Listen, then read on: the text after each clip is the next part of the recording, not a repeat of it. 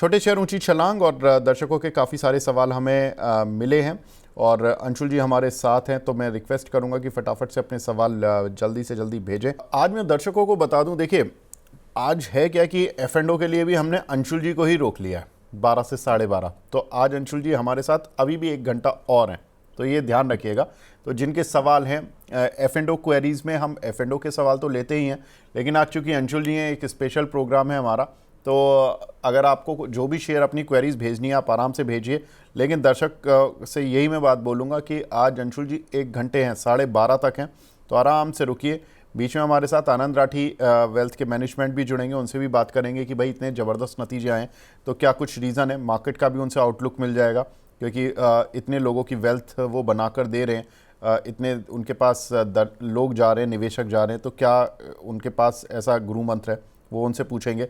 लेकिन अंशुल जी, मैं एक गुरु मंत्र आपसे भी पूछना चाहता हूँ। सर, ये जो स्टॉक मार्केट है 5 दिन में कहने को 9 सवा 9 बजे से 3:30 बजे तक चलता है, लेकिन दूर से लोगों को लगता है ये बढ़िया धंधा है, 9:15 से 3:30 का, कितने कम वर्किंग आवर्स हैं।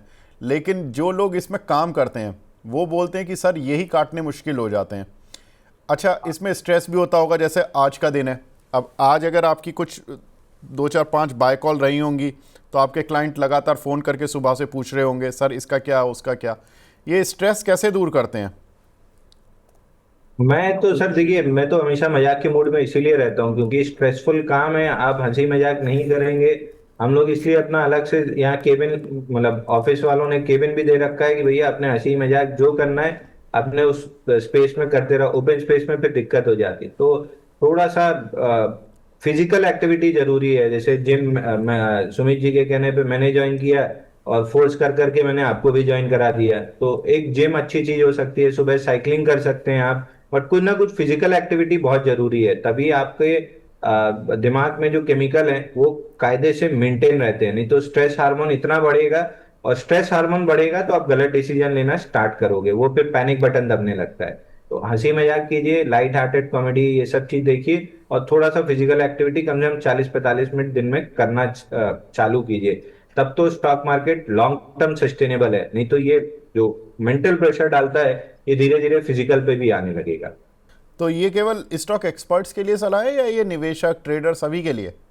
सभी के लिए सर, अगर आप स्टॉक मार्केट में हैं, आप एम्प्लॉय के तौर पे हैं, ट्रेडर के तौर पे हैं, एनालिस्ट के तौर पे हैं, या किसी भी रूप में आप स्टॉक मार्केट की डे टू डे एक्टिविटी में इन्वॉल्व हैं, तो स्ट्रेस होना आपके लिए लाजमी है। भले हमने शेयर नहीं खरीदा, क्योंकि सेबी का नियम है कि जो आप दे रहे हो वो कर नहीं सकते, तो अब मेरी अपनी ट्रेडिंग लिमिटेड होती जा रही है, तो भी क्लाइंट्स के फोन आना, उनकी पोजीशन है, भाई पैसा किसी का भी लगाओ टेंशन तो हो ही जाती है। तो वो सब चीज मैनेज करना, तो आप अगर स्टॉक मार्केट में किसी भी रूप में, डीलर्स को फोन आते हैं, मार्केटिंग टेली मार्केटिंग वालों को फोन आते हैं, तो आप किसी भी रूप में स्टॉक मार्केट में हैं तो टेंशन आपके पास अपने आप चल के आ जाएगी। उसको दूर रखने के लिए फिजिकल एक्टिविटी आपको खुद करनी पड़ेगी। तो किसी भी रूप में आप हैं, आपको ये करना मैंडेटरी है। बिल्कुल ठीक है। तो देखिए, 2 चीज़ें जो कि आपको स्टॉक मार्केट का स्ट्रेस हटाने के लिए करनी चाहिए। एक तो फिज़िकल एक्टिविटीज़, यानी कि आप जिम करें, कोई फिज़िकल स्पोर्ट्स भी खेल सकते हैं, ये चीज़ ज़रूरी है। और दूसरा कि आप थोड़ा हंसी मजाक की चीज़ें देखें वीकेंड्स में। ये चलता रहेगा, आज सेंसेक्स गिर गया 600 पॉइंट, 1000 पॉइंट, ये सब चलता रहेगा। सेंसेक्स फिर खड़ा हो जाएगा मंडे को, या कभी फिर किसी दिन खड़ा हो जाएगा। लेकिन आपने अगर अपनी हेल्थ खो दी तो वो वापस नहीं आएगी, वो खड़ी नहीं होगी एकदम से सेंसेक्स की तरह। तो ये आपको अपनी हेल्थ का ध्यान जरूर रखना है, सेंसेक्स निफ्टी के चक्कर में ना पड़े ज़्यादा। ठीक है, ये सब चलता रहता है। आगे सवाल लेते हैं, तनिष्क जी का है। ये बोल रहे हैं कि सर आपने सोम डिस्टिलरीज के बारे में 154 का स्टॉप लॉस बताया था, अब क्या करें, 1 2 महीने का व्यू है। सर 154 के नीचे कल जाके बड़ी कैंडल से क्लोज किया है, तो अगर बाई करना है तो इस कैंडल को नेगेट होने का वेट कीजिए 158 के ऊपर। और अगर ये नहीं होता है तो फिर ये धीरे धीरे करके जो मेजर सपोर्ट है 137.70, इसको टेस्ट करने आएगा। तो ब्रेकआउट के पास इस तरीके का शेकआउट हमेशा बना रहता है। तो वीकली चार्ट पे ब्रेकआउट आया है 87 वीक्स का, तो इस तरीके का वॉलेटिलिटी राइट साइड में हमेशा रहती है, हमेशा रहेगी। 153 के नीचे क्लोज किया है, अपॉर्चुनिटी खुली है 137.70 तक की। नेगेशन होगा 159 के ऊपर, तो या तो 159 के ऊपर एंटर कीजिए, या 137 के आसपास वापस मौका मिलेगा। अगेन एलटीएफ और एक और स्टॉक अभी हमने जो डिस्कस किया, ये तीसरा स्टॉक है कि ब्रेकआउट के बाद पहला लेग कंप्लीट हुआ है और पुल बैक दे रहा है। ठीक है। प्रवीण ठाकुर साहब हैं, इनका सवाल है सुपर चैट पर, सर 1600 जेएसडब्ल्यू इंफ्रा लिए हुए हैं 300 रुपये के, इसे सेल कर दूं क्या, ये पूछ रहे हैं, या होल्ड करना है? सेल मतलब अगर 1 2 4 दिन के ट्रेडर हैं तो रेजिस्टेंस जोन में आ ही गया, 319.80, 327.80, इस जोन में प्रॉफिट बुक कर लीजिए। अगर इन्वेस्टर हैं तो आपके लिए तो 328 के ब्रेकआउट के बाद फिर ऑल टाइम हाई खुलता है, तो फिर बेचने की कोई जल्दी नहीं होनी चाहिए। तो जेडब्ल्यू इंफ्रा पे अगर आप सवाल पूछ रहे हैं तो कम से कम ब्रैकेट में लिख दीजिए कि मैं ट्रेडर हूं या मैं इन्वेस्टर हूं। एक हमारे दर्शक हैं हमारी भावना शर्मा जी, ये बोल रही है सर अदानी ग्रीन, अरे इन्होंने बोला है कि 605 के नीचे कल बंद हुआ था।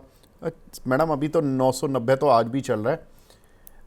आई थिंक आपने लेवल गलत लिख दिया, लेकिन मैं पूछ लेता हूँ अंशुल भाई, अदानी ग्रीन चूँकि आप इसको काफ़ी क्लोजली ट्रैक करते हैं, ये कल 995.8 पर बंद हुआ था और आज भी लगभग आधा % नीचे, मार्केट देखिए ज़्यादा गिरा हुआ है, उसके कंपैरिजन में स्टैंड कर रहा है शेयर, क्या करें सर?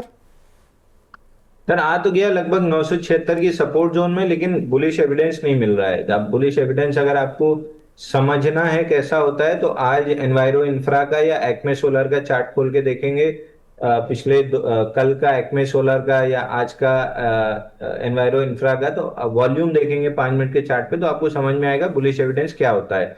वो जब तक बुलिश एविडेंस नहीं आता है तब तक मैं बाइंग करने के मूड में नहीं हूं, बट सपोर्ट जोन पे खड़ा है, जिस भी दिन बुलिश एविडेंस मिला 1060 और 1127 दोनों खुल जाएंगे। ठीक है। एक्मे में कल था, एनवायरो इंफ्रा में आज है। ठीक है। गादिया मिता जी हैं, ये बोल रहे हैं कि हमारे रेगुलर मेंबर हैं, एचयूएल में अच्छा प्रॉफिट हुआ, thanks to you and Mahesh sir. अब आईसीआईसीआई प्रूडेंशियल में 700 की स्ट्राइक की जो कॉल है 14.75 पर बाय किया हुआ है, ये 7 रुपये 40 पैसे पर है, इसमें क्या करें प्लीज़ एडवाइस। मिता साहब, एक तो आपने कल मैसेज डाला, बहुत ही अच्छा मैसेज लगा आपका और बहुत बहुत शुक्रिया। और बाकी आपका देखिए एक टारगेट हिट हो गया, उसका एंजॉय करें। बाकी आईसीआईसीआई प्रूडेंशियल पर मैं पूछ लेता हूं। अंशुल भाई ये बताइए, आईसीआईसीआई प्रूडेंशियल इन्होंने थोड़ा सा 700 की स्ट्राइक की कॉल ली हुई है 14.75 पर, वैसे तो आपने बोला था कि इस काउंटर को होल्ड करके चलें, रिजल्ट्स हैं नेक्स्ट वीक में, ये इनको लेवल बता दीजिए ताकि अपनी कॉल उस हिसाब से डिसाइड कर लें। तो 725 के लिए ना? सर 700 की स्ट्राइक ली है इन्होंने। बहुत आउट द मनी ले लिया सर, 40 रुपए सर दूर है उस अभी। समय 680 685 चल रही थी, महेश जी ने बोला कि उस समय मोमेंटम में था शेयर, बोले कि शायद यहाँ पे प्रॉफिट बन जाएगा। हाँ, 685 इसका ब्रेकआउट जोन था सर, कल टेस्ट किया जरूर था लेकिन वहां टिक नहीं पाया। प्रोबेबली 2 4 दिन और लगा के जाना, देखिए इसको 685 के ऊपर है, 685 के ऊपर निकलेगा, फिर ब्रेकआउट देगा, अप मूव अपनी सस्टेन करेगा, नीचे से पूरा बढ़िया पैटर्न बनाए। बट कॉल पुट में यही दिक्कत हो जाती है कि उस टाइम फ्रेम में नहीं हुआ तो ऑप्शन बायर पैसा लूज कर देता है, तो उस चीज के लिए थोड़ी सी दिक्कत है। बाकी 685 का ब्रेकआउट आना 95% कंफर्म है। कल अगर आ गया होता तो आज तक मोमेंटम में 710 720 निकल गया होता, अब नहीं आया तो और 2 4 दिन समय ले सकता है, बट इवेंचुअली 685 का ब्रेकआउट आना है। अंशुल जी आए और गेल का सवाल ना आए ऐसा भी नहीं हो सकता। विद्युत मंडल साहब पूछ रहे हैं 194.30 के लिए 2000 शेयर, सर एवरेज कर लें क्या? अंशुल भाई ये लेवल है एवरेज करने लायक। देखिए गेल में हुआ क्या, दो चीज़ें हुई, एक मैंने कल बताई भी थी कि एक टीवी चैनल ने बताया कि भाई $78 पर MBTU इन्होंने डिमांड की थी PNGRB से कि इनका ट्रांसमिशन टैरिफ कर दिया जाए, लेकिन अब स्ट्रीट एक्सपेक्ट कर रहा है कि वो $70 से $72 पर MBTU रहेगा, अभी $58 पर MBTU चार्ज करते हैं। तो गेल की उम्मीद से कम मिलेगा, लेकिन गेल ने और स्ट्रीट ने अब ये मान लिया है कि 72 से ज़्यादा मिलना नहीं है, तो 58 से भी 72 का अगर टैरिफ इनको मिल जाता है तो करीब ऑलमोस्ट 20% का हाइक मिल जाता है। जेफरीज बोलता है कि ₹250 शेयर चला जाएगा, लेकिन इसके रिजल्ट्स इस क्वार्टर में उतने अच्छे नहीं आने, मतलब flat to negative type result estimated है। अब क्या करें सर गेल में, ये लेवल हैं एवरेज करने वाले? तो देखिए, एक इन्वेस्टिंग थियरी मेरी, एक कॉमन सेंस थियरी जिसपे भी हम कई बार शोज पे डिस्कस किए हैं। बहुत समय बाद, मतलब कई साल बाद, मैं मूवी थिएटर में गया था ये मंडे को, वो जुरासिक पार्क वाली बेटी को दिखाने। शुरुआती पिक्चर के शुरू में जो एड चलते हैं उसमें गेल की एड चल रही थी। मतलब मुझसे ज्यादा सरप्राइज कोई नहीं होगा कि सरकारी कंपनी एड चला रही है, इतना सरप्राइज मेरे को था। तो ये एक बहुत पॉजिटिव सिग्नल है कि गेल की मैनेजमेंट अपने आप में एग्रेसिव है। अब वो 78 का 72 मिले, आप इस पर मतलब दुखड़ा रो सकते हैं, बट जब बैलेंस शीट आएगी तो उसमें 58 की जगह 72 की प्रॉफिट आएगी, यानी बढ़ के ही आएगी। तो गेल में कहीं कोई दिक्कत है नहीं। शॉर्ट टर्म ट्रेडर्स के लिए हमने लास्ट वीक भी डिस्कस किया था कि थक रहा है काउंटर, एक बार वापस से 178, 169, 159, 178 की जो एक्यूमुलेशन जोन है उसमें नीचे आ सकता है। इन्वेस्टर्स के लिए एक्यूमुलेशन का मौका होगा। ट्रेडर्स के लिए स्टॉक थक गया है, बीटा इसका धीरे धीरे कम होता जा रहा है। ट्रेडिंग की बहुत अच्छी अपॉर्चुनिटीज नहीं मिलेंगी, बट इन्वेस्टर्स 178, 159 की जोन में एक्यूमुलेट करके चल सकते हैं। 205-60 का ब्रेकआउट जब भी बनेगा, ऑल टाइम हाई का टारगेट खुल जाएगा।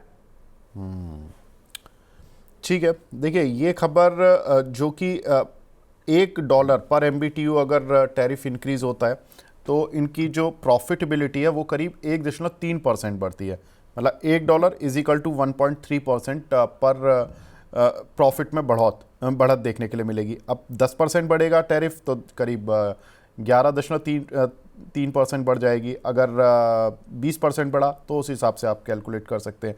तो ये थोड़ा सा, ये मंथ थोड़ा सा गेल के लिए बहुत लाइफ चेंजिंग होगा, क्योंकि ये लॉन्ग टर्म चलेगा टैरिफ ट्रांसमिशन का जो चार्ज है, और ये उनको लॉन्ग टर्म बेनिफिट भी देगा। अब ये देखना होगा कि PNGR भी क्या डिसीजन लेता है, इसीलिए गेल थोड़ा सा अभी परेशान भी है। खैर इस समय तो मार्केट भी परेशान है। अगला जो हमारा सवाल है वो है फैज मोहम्मद साहब का।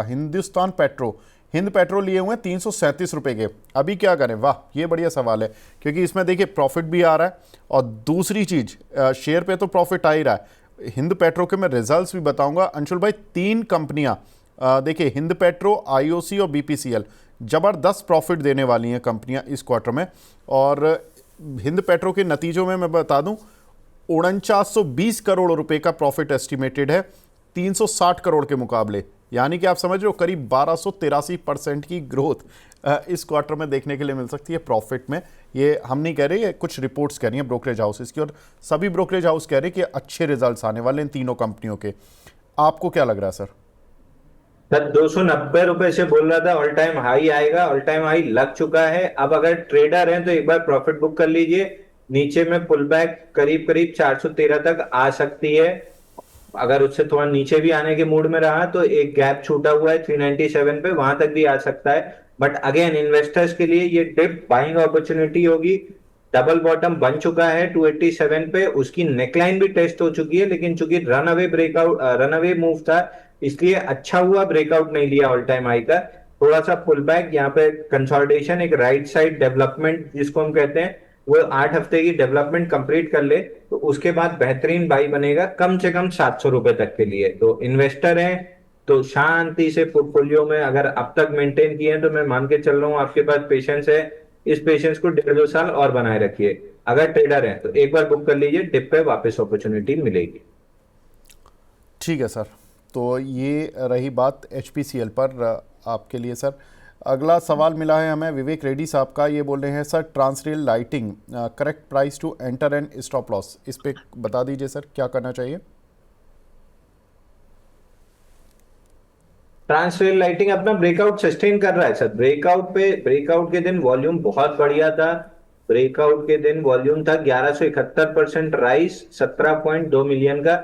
उसके बाद फॉलो थ्रू एक्शन 3 दिन का रहा, उसमें भी वॉल्यूम था। थर्ड डे ऑफ कंसोलिडेशन है, ऑलमोस्ट टाइड अप वॉल्यूम के साथ, तो मेरे को तो ठीक ही लग रहा है। अब दो चीज इसमें हो सकती है, या तो एक बार डिप देगा 718 तक, उसके बाद चलेगा, या फिर इसी तरीके से और 3-4 दिन कंसोलिडेट करके टाइटनेस बना के एकदम से ब्रेकआउट ले लेगा।